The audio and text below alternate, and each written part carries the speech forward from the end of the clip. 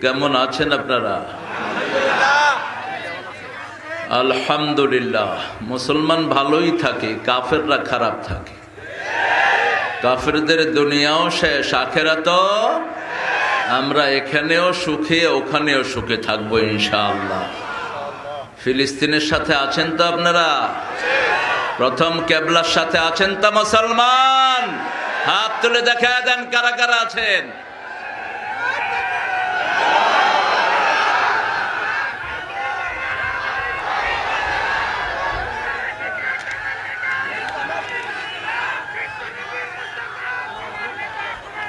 আল্লাহ সবাইকে কবুল করুক, জোরে বলি আমিন।